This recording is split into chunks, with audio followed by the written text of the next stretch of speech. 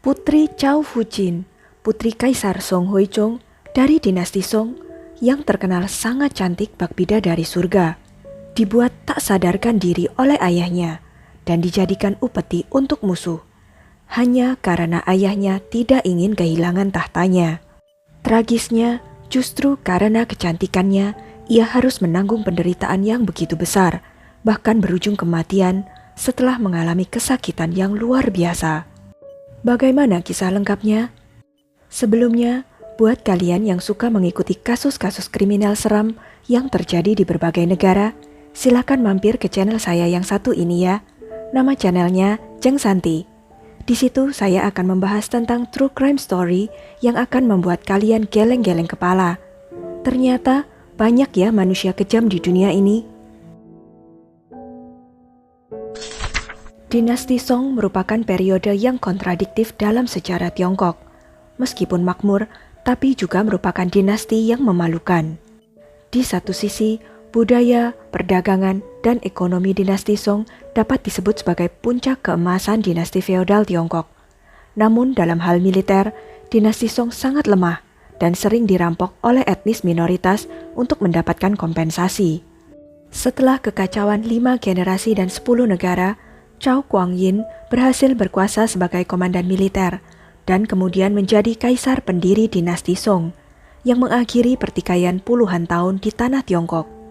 Chao Guangyin tahu persis bagaimana ia menjadi kaisar dan ingin mewariskan negara yang damai.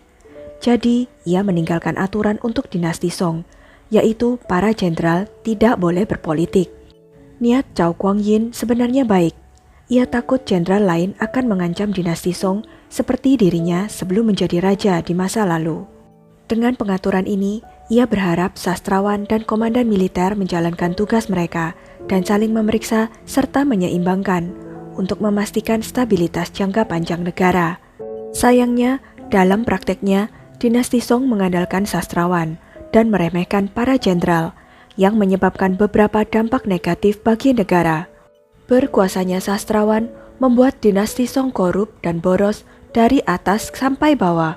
Lebih lagi, banyak sastrawan yang rakus dan takut mati. Sebagian besar memilih untuk menyelamatkan hidup mereka saat menghadapi perang. Pada masa Kaisar Song Huichong bertahta, bahkan kaisar sendiri pun sangat pengecut.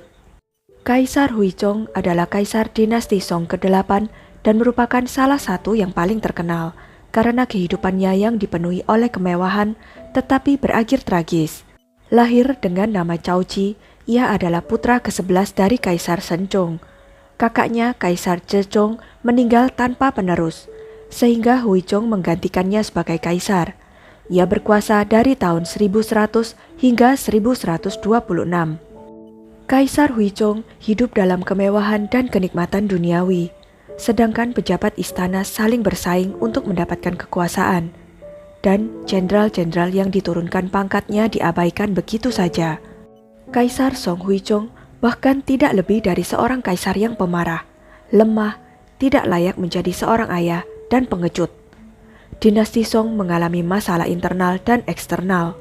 Awalnya, meskipun kaisar tidak melakukan tugasnya dengan baik, ia memberikan kesan sebagai ayah yang baik, terutama kepada putri Chao Fujin, putri tercantik yang juga merupakan kesayangannya.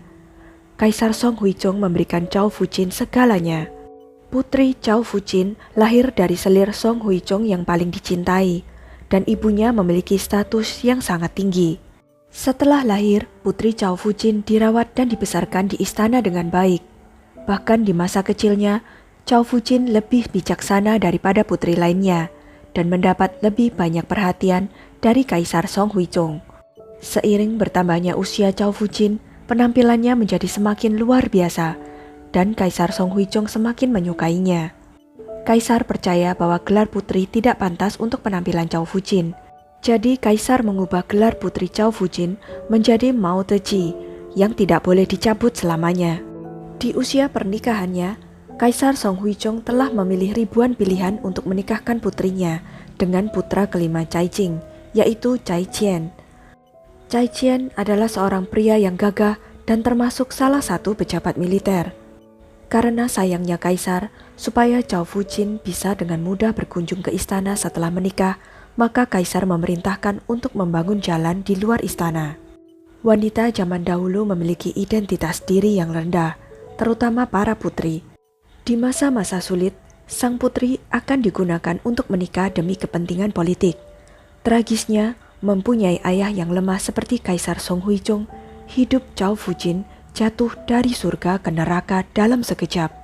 Setelah tentara Qin menaklukkan Bianjing, Cai Qian bertempur untuk melindungi kaisar. Namun karena lemahnya kondisi militer dinasti Song saat itu, mereka kalah. Kaisar Song Huijong, Song Qinzhong, dan menteri kerajaan lainnya menjadi tawanan.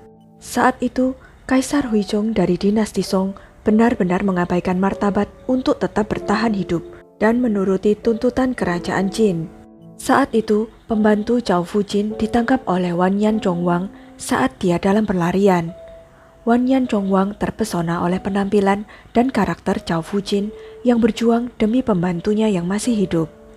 Wanyan Zhongwang adalah putra kedua kerajaan Qin yang memiliki dendam terhadap dinasti Song. Melihat bahwa Zhao Fujin memiliki kecantikan yang bagaikan bidadari, ia ingin memilikinya. Kecantikan putri dinasti Song membawa nasib yang menghancurkan bagi dirinya sendiri. Kemudian, Wanyan Zhongwang menggunakan Zhao Fujin sebagai alat tawar-menawar. Song Huijong yang pengecut takut oleh tindakan para orang-orang Qin setelah mereka memasuki kota. Kemudian ia menyetujui permintaan Wanyan Zhongwang. Di tahun kedua, tanpa segan, Song Huijong mencampur minuman putrinya sehingga putrinya tidak sadarkan diri, lalu mengirimkannya ke kamp Wanyan Zhongwang. Hampir semua wanita dari keluarga kerajaan dinasti Song Utara jatuh ke tangan orang Qin. Ketika dinasti Song Utara jatuh, putri Zhao Fujin menjadi salah satu mainan pangeran kedua, Wanyan Zhongwang.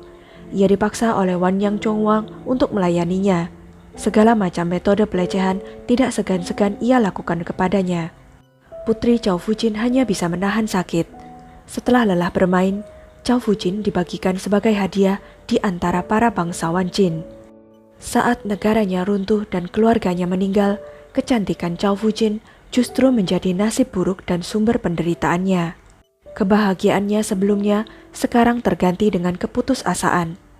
Wanyan Zhongwang melampiaskan semua ketidakpuasannya terhadap dinasti Song kepada Zhao Fujin. Setelah kematian Wanyan Zhongwang, Zhao Fujin tidak bisa bernafas lega. Ia kemudian diculik oleh Wanyan Xiyin, orang gila sesat yang lebih kejam, yang terus mempermalukan dan menyiksanya secara brutal. Setelah menanggung penghinaan selama bertahun-tahun, putri Zhao Fujin meninggal dunia di usia 22 tahun. Beberapa orang mengatakan bahwa Zhao Fujin bunuh diri, tetapi lebih banyak catatan sejarah yang mengatakan bahwa ia disiksa oleh Wanyan Xiyin sampai saraf pada lubang pembuangannya pecah dan meninggal, yang menunjukkan kekerasan dan kesesatan yang brutal. Pecahnya pembuluh darah pada saluran pembuangan kotoran adalah salah satu metode kematian yang paling memalukan di zaman kuno. Bagi Song Huijong, identitas kaisar adalah sesuatu yang paling ia sayangi. Kerakusan akan kemuliaan dan kekayaan menyebabkan ia memberikan istri dan putrinya kepada musuh, yang harus menanggung segala macam penghinaan dan berharap suatu saat akan dilepaskan kembali. Tetapi sayangnya, kaum Qin tidak memiliki belas kasihan, apalagi menghormati kehidupan. Song Huijong dan istri serta putrinya semuanya mengalami siksaan yang tidak manusiawi dan akhirnya meninggal dunia. Putri Zhao Fujin dalam 20 tahun pertama hidupnya, ia sangat bahagia. Namun meski demikian, kekayaan, kemuliaan, dan kebahagiaan 20 tahun pertamanya tidak dapat mengimbangi siksaan selama 2 tahun berikutnya. Beberapa orang mengatakan bahwa jika saja Zhao Fujin tidak begitu cantik, ia tidak akan terlalu menderita. Tetapi jika kaisar ditangkap, bagaimana para wanita bisa selamat? Sekian kisah dari putri Zhao Fujin. Jangan lupa untuk klik like, share, subscribe, dan komen ya. Sampai jumpa lagi di video-video selanjutnya.